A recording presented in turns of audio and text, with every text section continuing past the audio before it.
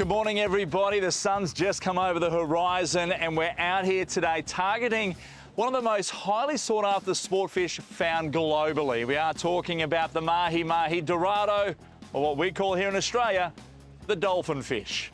First things first, we've got to get the bait, and that is just proving to be a little bit difficult at the moment. We've bought no bait out, we've got the bait jigs. The bait's playing a little bit hard to get, but we've got a couple there.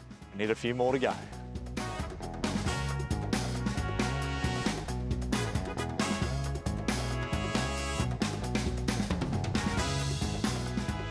On your plotter screen over here, you really want to zoom on in so you can see exactly where you are. If you've got it zoomed out to even 50 metres or 80 metres or 200 metres, it's really hard to understand exactly where the fish are because you might run over them and you think, well, I'm just here.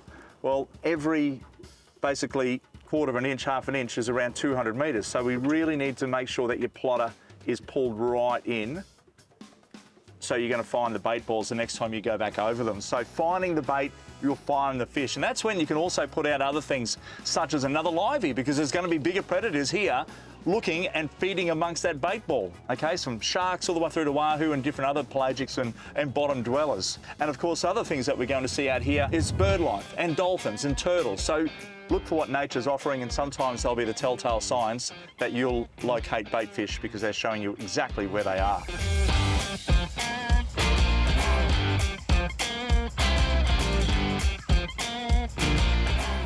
So the gear I'm running here today is the Shimano OC 6000 Baitrunner. I love Baitrunners. I've also got the 701 mackerel 6 to 8 kilo spin rod. Beautiful rod, lovely matching outfit this here is. The Baitrunner has two different gear selectors. So if I put it back, the fish can run out with a nice light drag that I roll with it here. He can pull it out, and all I have to do is just turn the handle, and that then will engage the front drag, instantly locking it up to my preset tension. So that'll hook the fish straight away. The rod's got nice load down the bottom here with a beautiful light tip as well. So it's going to pull that fish back out. As for the hooks and the gear that we're running on this end here, the terminal tackle, well, I've gone from 20-pound braid down to around 25-pound fluorocarbon leader. Okay, so that's on the end. The hooks are super important. You've got to understand that the hooks come in obviously lots of different shapes and sizes, okay? But you'll have these octopus hooks. I love the octopus circle, and you can see the difference here as well. I'll put them into my hand. This is the octopus circle. This is a Gamakatsu. It's a 6.0 size, and this one here is the Owner. This is an Owner 5.0, and that's just a straight octopus hook, as you can see. But note the barb here. The barb really turns on itself in. And what that does is it designed off the tuna circle hook.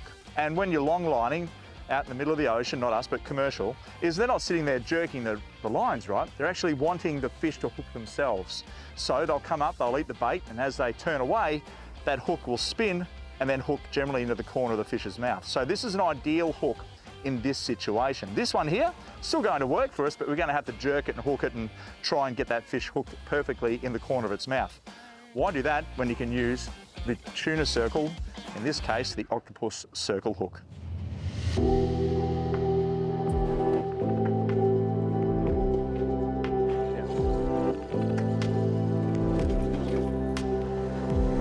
So the hook I'm tying on here is that octopus circle hook, and I'm just going to put it through. And I love to use, in this case, my trustworthy uni knot. And the reason for that is I like that little loop that just forms above the eye of the hook to the knot. Gives it a little bit more freedom there for everything to move around and stay not rigid, but actually quite loose. So wrap it around about 6 or 7 times. Tighten it, you can wet it if you like, or you can just pull it down. Tighten it up by pulling the tag in, and of course, once you cut that tag off, make sure you put it in a bag, put it in your gunnel, and take it home, put it in the bin, okay? That is a perfect setup. Time to go fishing.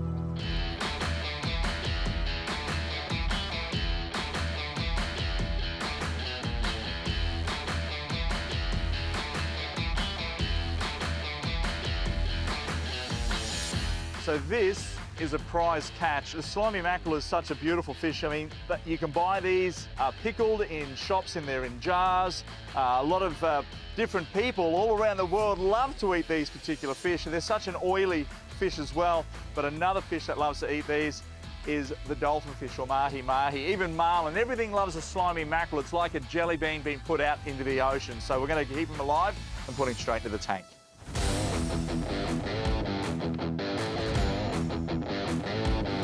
So, Kayla, what did you do here, mate? Because we were travelling back up, you know, setting the drift up again.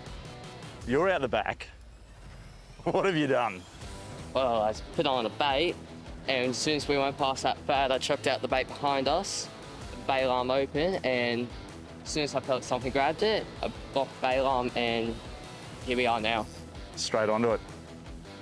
Oh, do you hear what I've got here? That fish is in the water. I'm holding the net with my finger. I'm not going to have a drag because of the current, so I'm going to hold it with my finger to pick up the base of the net. He's going to come in. You're going to lift up now, Kaylin. I'm going to come under. I drop the base of the net and the fish falls down nice and safe and secure. Well done to you, champion. Good job, mate. Great job. That's a good dolly. Look at the size of that thing. He's a cracker. And well hooked as well. I'm going to get my fingers in here because we are taking this one home for sure, mate. And that's the tuna circle I was telling you guys, or the octopus circle hook. Have a look at that. You can see it's hooked in right in the corner, exactly where we want to be. Hooked right in the corner there. We just undo that, give it a pull out. We'll lose that hook out of the way, mate, so we don't get caught up. How's the fight, champ? Pretty good. Took a bit of drag. Yeah. Now that's that Stratic it's 4000. We've used that rod and reel on tuna and snapper, and now on dolphin fish.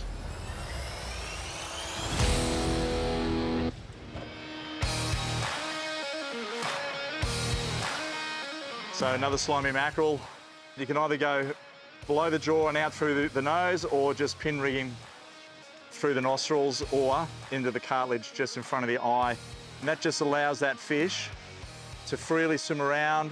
You don't want to hook him in the tail, because you've got to think, when he's in the tail, he can swim away, yeah, but when you go to wind him in, he's coming backwards, the gills will flare, the fish will die. That's the last thing. And these fish know when one of these is dead, they'll still eat it maybe, but when they're alive, they jump all over it like a jelly bean. So let's have a quick crack on this one. I'm going to lay this out towards the yellow float over here, the wave rider boy.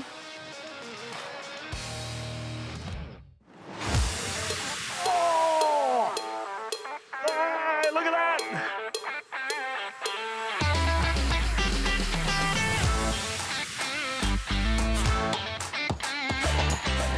This one's a bit more greener. I put a bit more drag pressure on him for sure.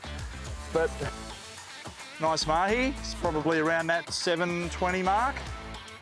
Perfect size for me for a couple of fillets.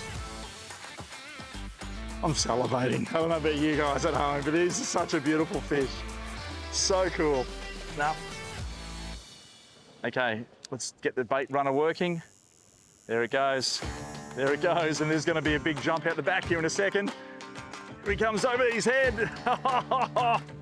Yes, sir. That bait runner doing its job. The first gear getting absolutely run to the end of the spool, and then you engage it, and the hook penetrates in the fish's head.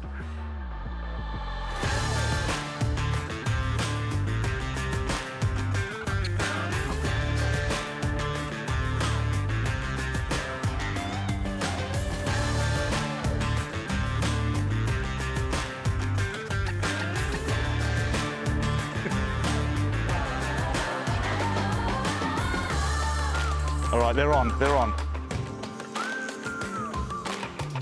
This is the bait runner working absolutely in a perfect scenario. Turn the handle and we're on straight away. And we've got that first drag setting now. And we let this, there he's out the back jumping like a little marlin. I'm gonna come on this side here.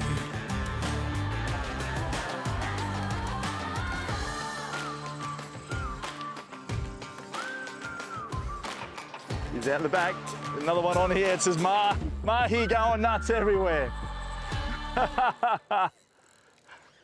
What'd you do, Kaylin? Watched out the side of the boat. Yep. And just straight onto it.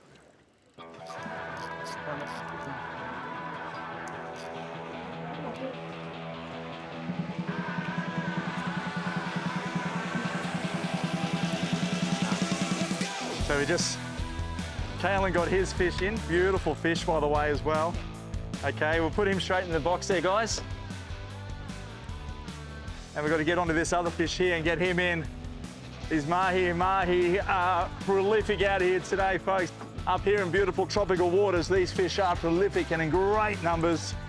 And it's these numbers that anglers all around the world love to do, whether you're in Mexico, North America, the Pacific, all of those areas, they love to target these fish and they grow big. These ones here in some areas are pups, but for us, a magnificent fish.